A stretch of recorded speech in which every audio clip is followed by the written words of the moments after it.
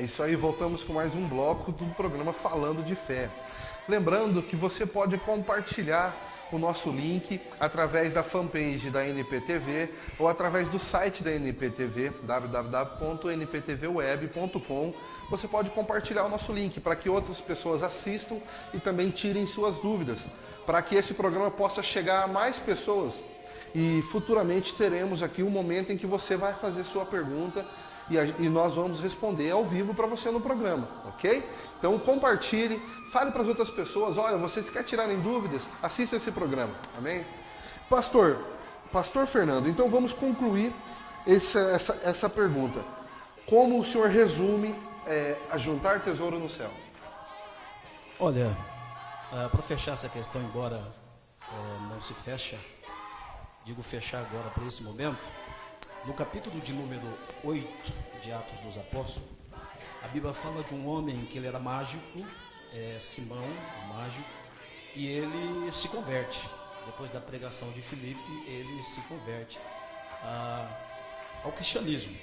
Eu diria que se converte entre aspas. Só que vendo que os discípulos, ao imporem as mãos, as pessoas ficavam cheias do Espírito Santo, a Bíblia diz que o Simão pediu para que eles dessem esse poder a ele, para que ele pudesse realizar a mesma coisa. Mas a motivação do coração do Simão era uma motivação errada. E aí Pedro dá uma palavra para ele: o seu dinheiro seja contigo para a sua perdição, porque julgastes alcançar o dom de Deus com o dinheiro. Ou seja, com o dinheiro não se alcança nada com relação ao reino de Deus, com relação a tesouro no céu. A maneira pela qual você alcança esses tesouros, ou você ajunta tesouros no céu, é a manifestação do amor ágape, do amor de Deus no seu coração. E aí, com essa manifestação, você pode também até usar o dinheiro como uma semente, mas aí envolve muitas outras coisas que são muito mais importantes do que o dinheiro. Amém. Então vou partir agora para a próxima pergunta. Pastor Sérgio, é pecado crente comprar coisas piratas como DVD, CD, tênis, camisetas e etc?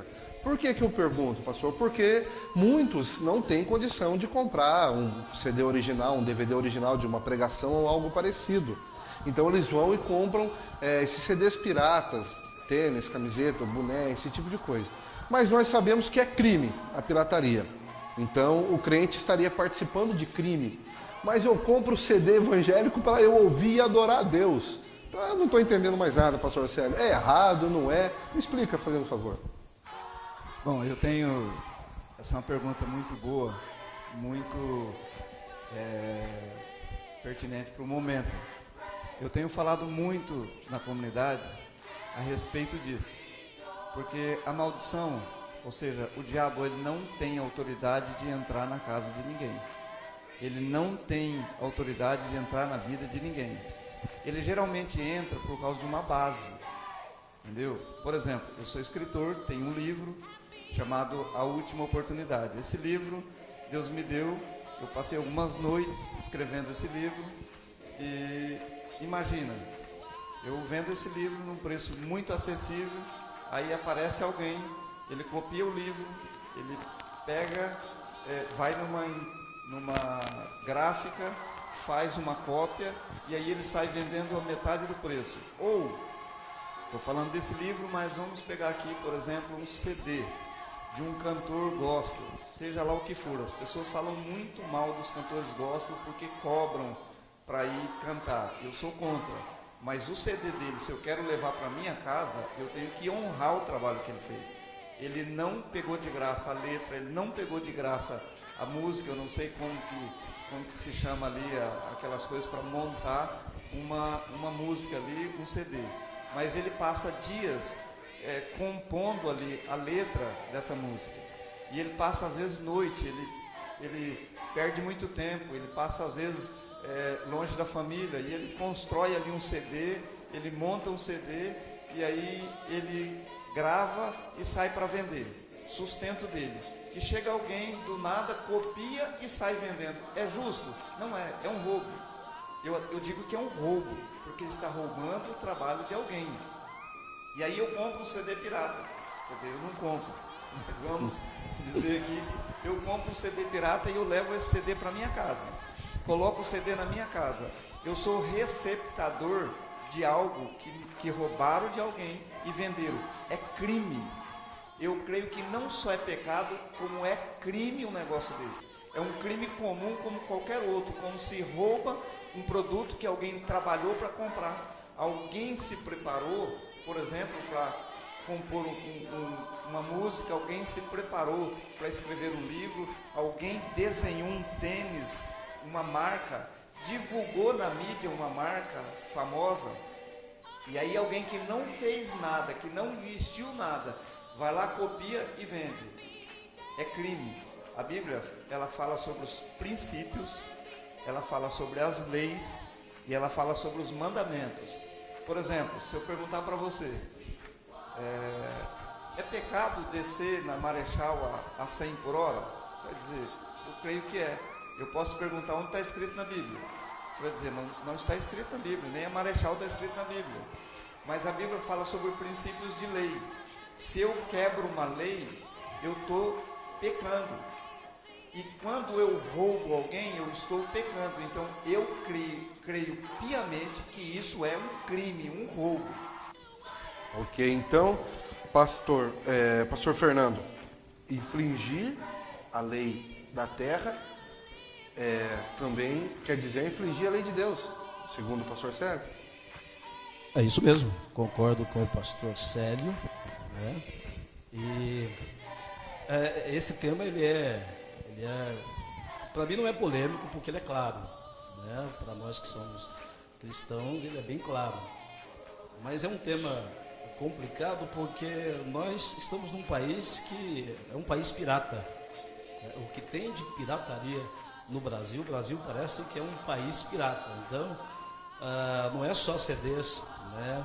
Não só livros, mas tem tantas outras piratarias no Brasil, então isso é muito complicado.